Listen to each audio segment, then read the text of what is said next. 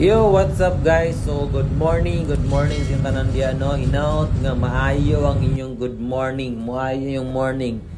So, thankful ta karon nga panahon, no? Kay wala gyud gipaulan ni Lord God. So, init siya nga panahon karon nga adlaw.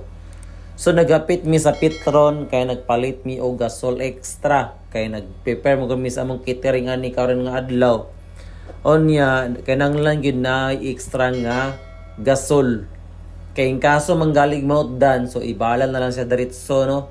So niya na ginang diskarte di advance ang tirada na diya ginang tirada diya advance na.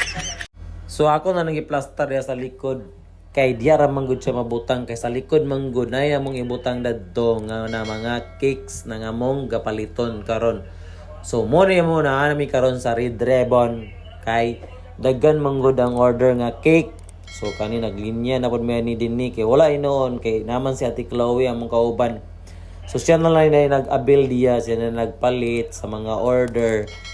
Kay thankful kayo kay kabalon na siya ani nga sa gamay kay nga negosyo, no. So na siya nabalaan, so pwede na naman siya misalig ani kay big naman siya.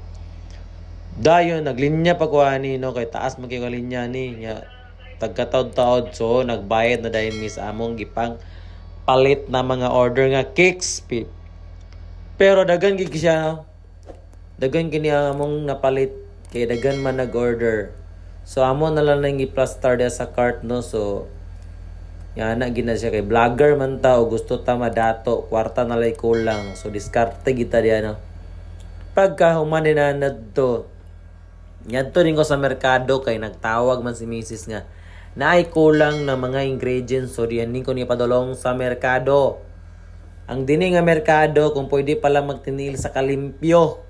Grabe gini kalimpyo nga merkado, no. Ay lang tanawa tong pahak diya kay diya ra gid ang swerte gikan. So nagbaklay di ko ani, no, sa padulong likod kay nagpalit ko or nangita ko ani sa mga uban nga ingredients sa catering. Kaya wala mo siya na kompleto, so sa merkado ta padulong. So mapugos kita rin nino og baktas. Pero grabe gina siya kainit o grabe ka traffic. So ako lang din gipangarin sa mga cake nagipang palit kay ubalin mi dito sa Pikas kay na po nag-order nga laklay nga klase nga cake. So ana ginang diskarte diya mga boss. So padayon lang tayo dun sa unahan, no. Nya karon kay nagulat man ko kay Ate Chloe dayon ari sige papalit sa ako. Pag-abot na mo tong na-order nga cake, so amo lang sa dining gibayaran o nagpili mi din ni o amo lang po din ang karga na dayon. So ana ginang diskarte di ang mga boss. Kay gusto man gid ta madato, kwarta na lay kulang, so sideline lang kita din nino, so nagyapuntay diskarte dia. Ana ra na mga boss, so naka-prepare nakabot nami.